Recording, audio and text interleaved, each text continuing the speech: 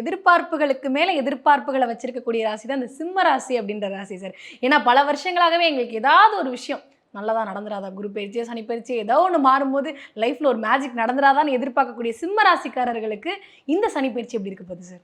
சிம்ம ராசியை பொறுத்த வரைக்கும் ஒரே ஒருத்தர் அடிக்கடி என்கிட்ட சொல்றது, எந்த ராசி வேணா எங்க வேணா பயந்துங்க சார், எந்த கிரகம் எங்க வேணா போய்க்குங்க, எங்களை விட்டுடுங்க அப்படின்னு சொல்ற ஒரு ராசி சிம்ம ராசி. நாங்க நொந்து போயிட்டோம் சார், இதுவே வாழ்க்கையில நடந்தா என்ன நடக்கலைன்னா என்ன அப்படிங்கிற மாதிரி. ஆனா இதே சிம்ம ராசி தான் நம்ம எவ்வளவு தோத்தாலும் ஒருத்தன் வந்து மேலே எழுந்து வரான் அப்படின்னா அதுக்கு உதாரணம் 12 ராசியில சிம்ம ராசி. அந்த ராசிக்கு அஷ்டம சனி ஆரம்பம்.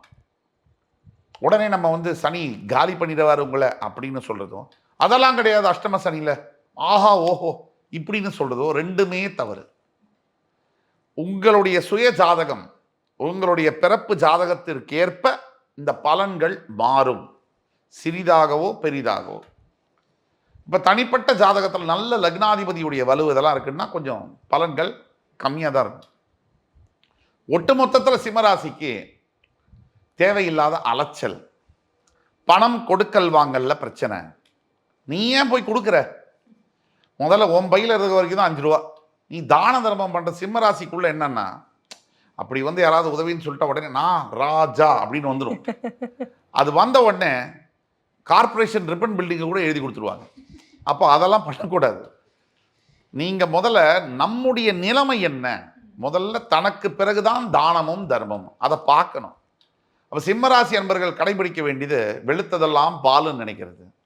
அதே மாதிரி வந்து எல்லாரையும் நம்பிடுறது. கொஞ்சம் புகழ்ந்து பேசினா போகிறோம், சிம்மா தலைவா நீங்கள் தான் எல்லாமே அப்படின்ட்டா, அப்பா இந்த மவுண்ட் ரோட்டில் ஒரு ஃப்ளாட் வச்சுருக்கேன் நீ எடுத்துக்கிறியா அப்படிம்பாங்க. அதை பண்ணக்கூடாது. சிம்மராசி அன்பர்கள் பொறுத்தார் பூமி ஆழ்வார். அதுவும் சிம்மராசிக்காரர்கள்லாம் பொறுத்த ராஜாவுடைய குணங்களில் முக்கியமானது பொறுமை, விவேகம். அடிக்கக்கூடிய வாய்ப்பு இருந்தாலும் கூட ராஜா உடனே அடிக்க மாட்டார். அதை பொறுத்து கட்டம் பார்த்து நிதானமாக தான் செய்வார். அந்த குணம் உங்களுக்கும் வேணும். அப்போ நீங்கள் பொறுமையாக நிதானமாக வேலை செய்யணும். இந்த தேவையில்லாத வார்த்தைகளை விடக்கூடாது. வார்த்தை இஸ் ஈக்குவல் டு வாழ்க்கை. இதை மக்கள் எல்லாருமே புரிஞ்சுக்கணும். நம்ம வாயில் வர வார்த்தையை வச்சு தான் நம்ம வாழ்க்கை அப்படிங்கிறது அமையும். இது வந்து பல பேர் அதை ப்ரூவ் பண்ணியிருக்காங்க.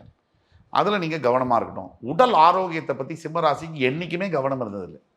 கண்டதை சாப்பிட்றது, கண்ட நேரத்தில் தூங்குறது, இதெல்லாம் பார்த்துட்டு இருக்கவங்களுக்கு நல்லா தெரியும்.